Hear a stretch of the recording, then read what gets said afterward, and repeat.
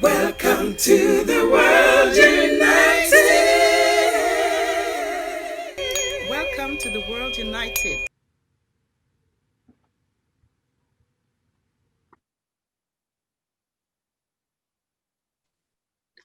Okay, James, we are actually good to go. So I am going to start All your right. introduction, and then we will turn it over to you. Great. Okay.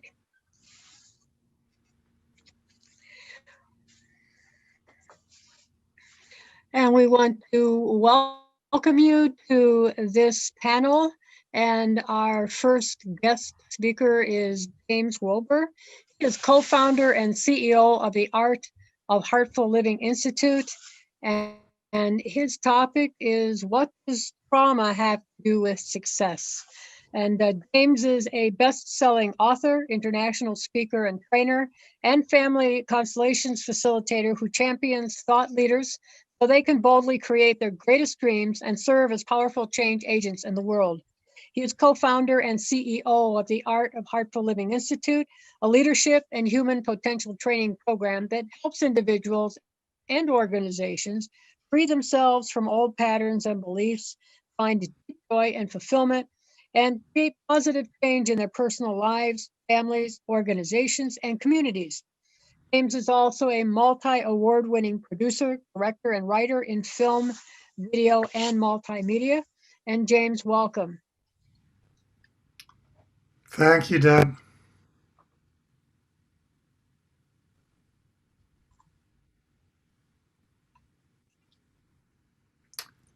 So great to see everyone. So today we're going to be talking about trauma patterns. And all of us have experienced trauma in some form or another in our lives. And for you, that might be a personal trauma that you experienced, or it could also be a trauma that you experience as a result of traumas passed on down through the family, so transgenerational trauma, or collective or communal trauma. So an example of collective communal trauma is what we're experiencing right now. So with COVID, with all of the economic fallout as a result of that, with the dynamics that we're going through with social justice change, all of that is bringing up this mass experience where it's really life or death, which is the definition of a trauma. So when we're going through these type of dynamics, what can we do about it? So the main question to ask is, how are you responding to traumas when you experience them?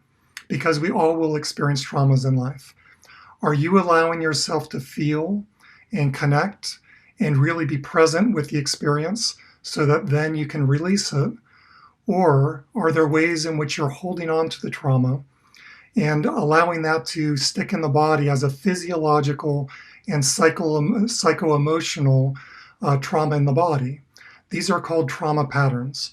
So we're going to be talking about that a little bit today because they're very important. They influence our health. They influence the way that we perceive ourselves and others in the world. Even our sense of success is really impacted by the way that we respond to trauma patterns. So with trauma patterns, how do these work? A great way to look at trauma patterns is to look at the animal kingdom because we are actually animals, and the ways that we respond to trauma are very similar to the ways that animals respond, or many animals respond in the animal kingdom. So how many of you have seen, for example, National Geographic or the Nature Channel, and experienced especially the prey and predator type of series, where you see, for example, a cheetah chasing a gazelle? What happens when the cheetah takes after the gazelle? Well, usually it runs, right? So the animal goes through some response in its body that is a survival mechanism: fight, flight, or freeze. And that's the same thing that happens for us. So when you watch a gazelle, for example, on the Nature Channel, you'll notice that their body goes through a whole host of physiological responses as part of this. So the bloodstream fills with all these biochemicals like adrenaline, cortisol, norepinephrine, and others that ready the body for action. Blood flows to the center muscles, the core muscles of the body, so that especially the psoas muscles, we can run, we can fight, we can cover our belly, we can react and split-second timing to protect ourselves. Also, the blood rate, the heart rate increases, and you'll notice the eyes of the animal oftentimes get very wide, so they're becoming hyper-aware of their environment. So all of these responses are very important. They allow the gazelle to have a greater chance of surviving in the wild. And that's how it's developed in our own bodies as well as human beings.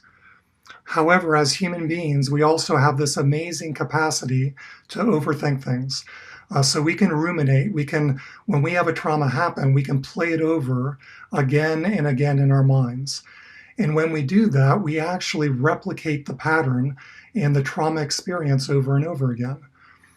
So I'm sure you've had the example or had the experience before of having a fight or feeling threatened by a spouse or a stranger or a family member, and then noticing that the next day and for the next week and for the next month, oftentimes we're playing over and over again the experience, the conversation over and over again in our minds.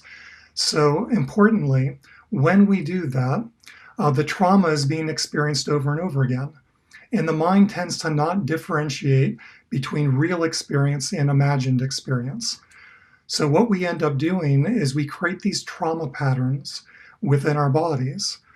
And so with the trauma patterns, it's like lugging around this old way of being into life. And over time, we start to see ourselves and the rest of the world through the lens of the trauma. The way that it happens is when the event occurs, neurons fire, and eventually neural pathways form in the brain and the heart, even in the gut. And the resulting effect is that it's hardwired into our system very specific responses to perceived threat. So when we have any experience in life that is similar to that, then we'll respond in the same way. And our bodies will actually kick into the fight, flight, freeze response. So, of course, this is very debilitating if we're doing something over and over again in our lives that isn't appropriate to the specific circumstance that we are facing. So, fortunately, there is something that we can do about this. So, as part of what we're going to do today, I'd actually like to walk you through a very simple but powerful exercise that allows you to first experience what is your main way of going into a trauma pattern. There's three main ones: fight, flight, and freeze. Which is your main trauma pattern? And second, how can you replace that trauma pattern with a new way of being, the state of flow, which is the fourth F. And the state of flow is our optimal state of being, and I'll describe that a little bit later. But for starters, I invite you to breathe in, to connect with your body, and allow yourself to just be aware of what you're experiencing inwardly. You can either be seated or be laying down for this.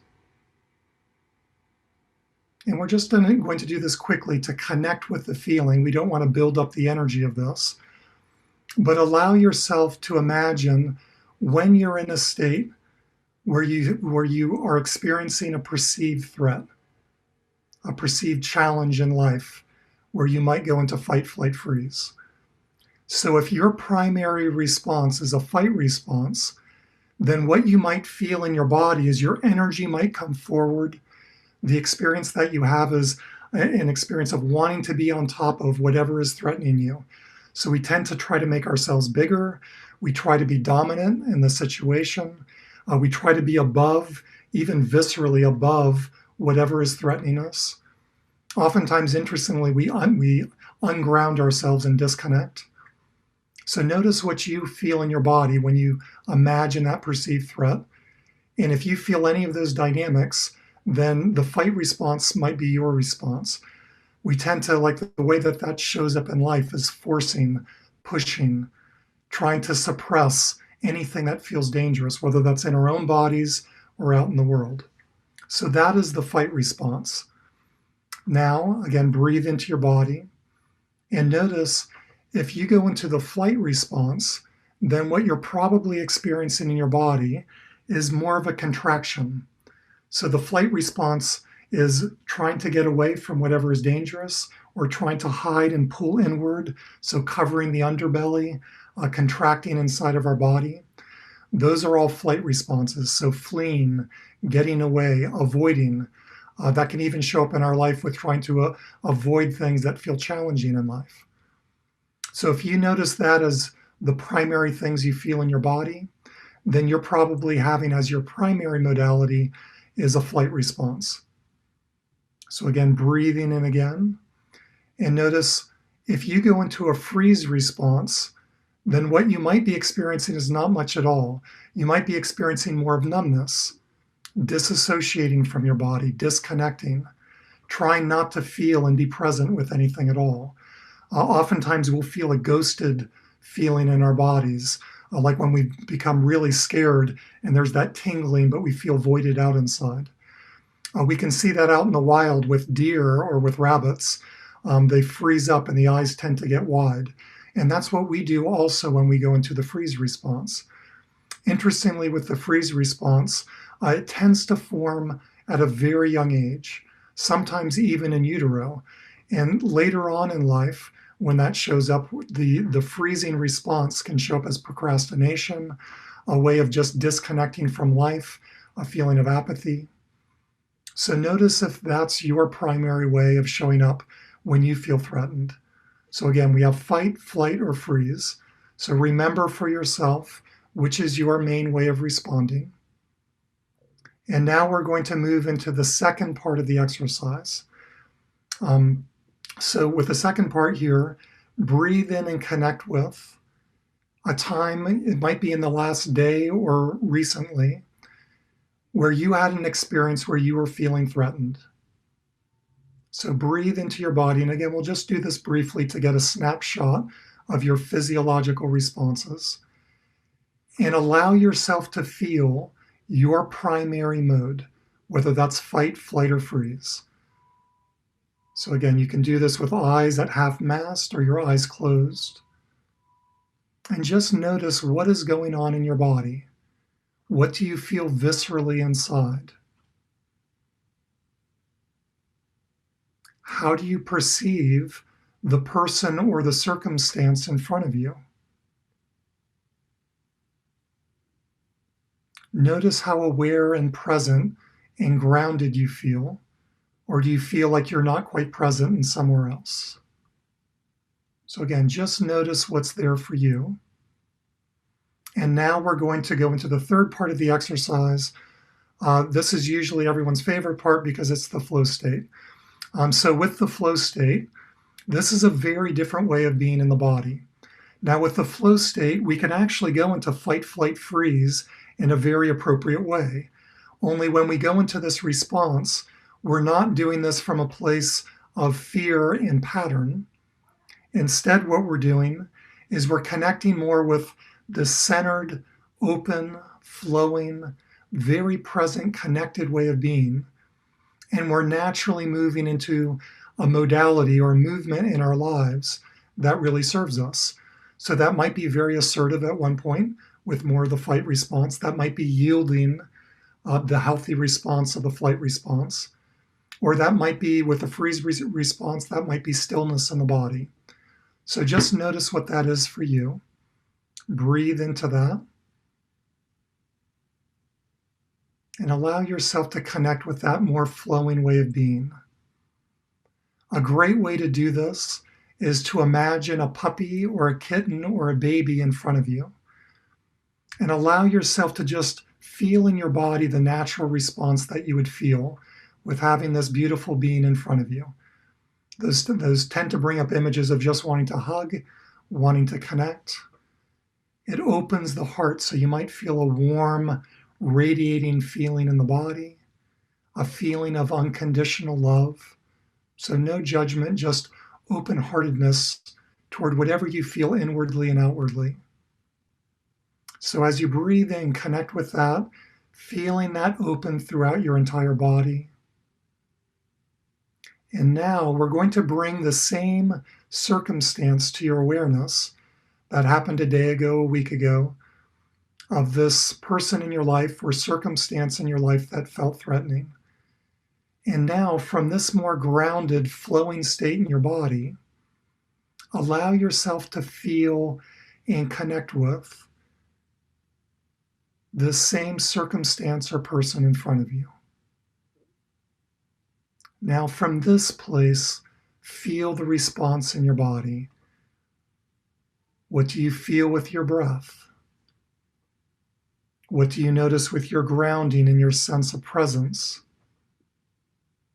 Do you feel more of a sense of well-being, connectedness with life? And then also become aware of the person or the circumstance in front of you. Do you notice that that feels safer? Has that shifted in any way?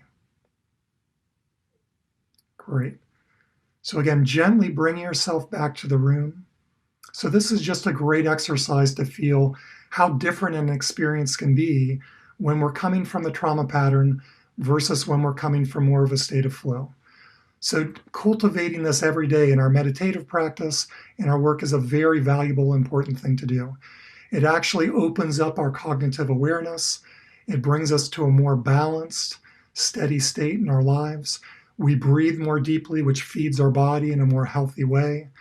We're actually more available for opportunity because we're more aware of all the circumstances around us. And we tend to not see things through threat or life or death lens. Instead, we see things as possibility in life. And there's many other ways in which cultivating a flow state is very valuable for you as well. So I encourage you to do this on a daily basis as part of meditation. What it will do eventually is open you to the full brilliance of yourself being brought out into the world. And truly, given everything that we're going through in the world right now, this is something that we're needing individually and the world is needing as a whole. So I wish you the best in practicing that. Thank you very much.